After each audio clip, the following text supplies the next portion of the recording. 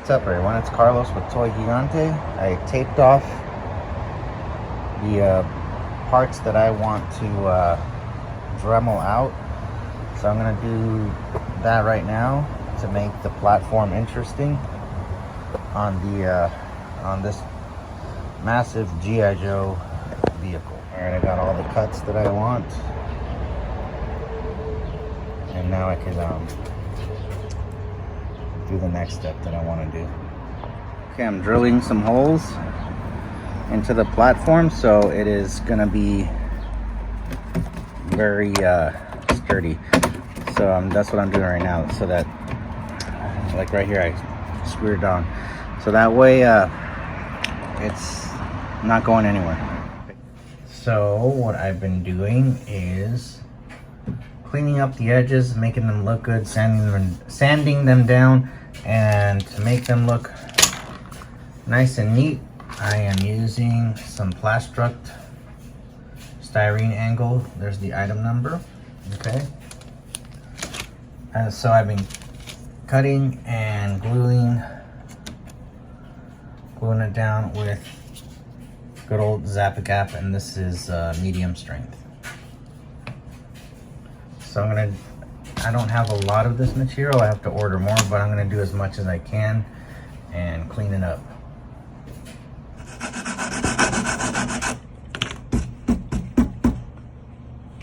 So this is the kind of stuff you have to do if you want. Oops, trying to do this with one hand. If you want nice work, you have to just keep at it. So I'm gonna glue that edge down in a minute. And that should be good right there. Just gotta straighten it out.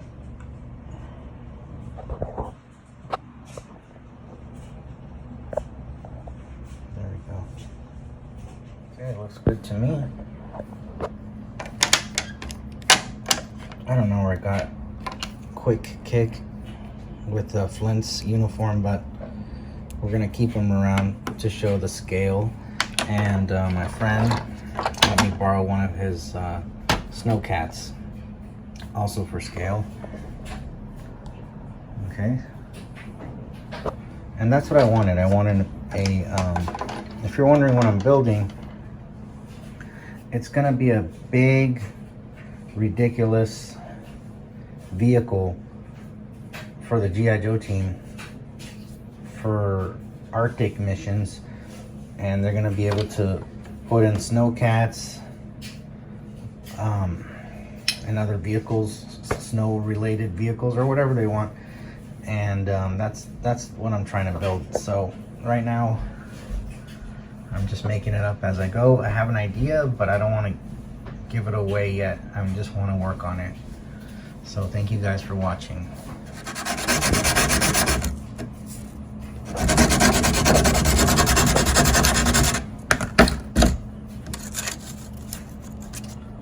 Gotta measure and fit it correctly, and then cut and then glue. Okay, there we go. That's the start of it. And then I just got to go all around the top deck. That's gonna take a lot of material and time, so I'm gonna do as much as I can with the material that I have. These things, little details like that, take a long time, but it's gonna be worth it, of course. Okay, using the ruler to get a nice straight line, nice and straight. That's what we want. Very nice. Okay, so that took me a half an hour. Now I gotta do some more.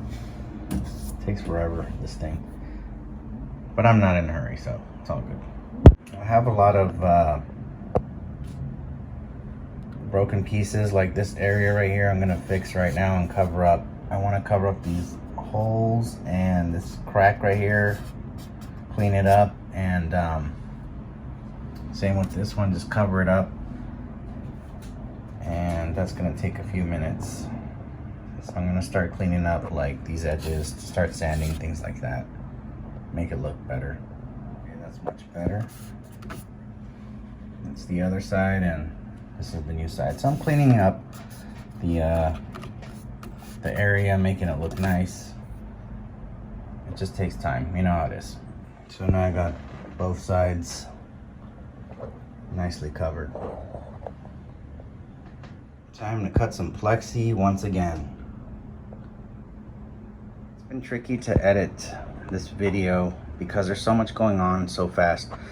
So this piece I just cut, this piece of plexi, I'm about to bolt it on with screws, and then I'm going to combine these areas right here together and clean it up so it becomes one piece. So this is the back, pretty much the back area of the project. And I'm about to also add some more resin on the underside, and I'll show you that in a little bit. But like I said, it's just one thing after another that I got to do, and I'm trying to make it all make sense, sort of. It'll make sense later, but for now I'm just doing my thing. I'm starting to like close everything and seal up the underneath area, and I'm going to show a little bit more on that in just a moment. So this is the belly of the beast. This is the underneath of the vehicle. I am going to paint it right now one color. That way I can make it look uniform. No one's ever gonna flip it over upside down, but I want it to look nice anyway. And I added these pieces right here. What I did was I have this little cup of plastic, and I poured resin in it, and I let it dry. I cut it out, and I have this mold right here. Actually, this is the mold. This is the cast. So I did it real quick, and because I want to put in some caster wheels that are gonna go right here, so I have to do that so that this thing can move around. And filled it right here, this area right here with resin as well, so that I can put the like 2 wheels here and then 2 over here, and hopefully that'll be enough to support all the weight. Yeah, it's getting there. The front area needs to be strong, so I added some material. Unfortunately, it's a little bit leaked, but fortunately it's easy to clean up. It's gonna scrape right off once it dries. So okay, I already made my little holes. Oops. And I got these bad boys.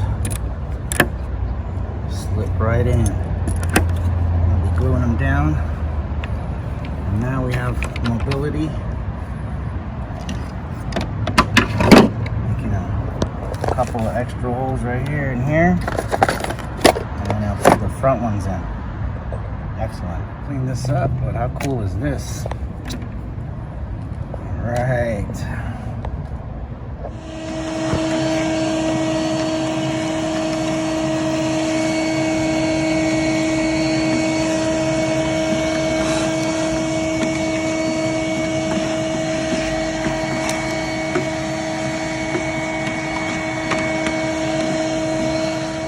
Well, I messed up and I got earth brown, camo earth brown. I wanted black, but it's okay. I'll use this up and we'll see what happens. But let's see how this looks, and here we go.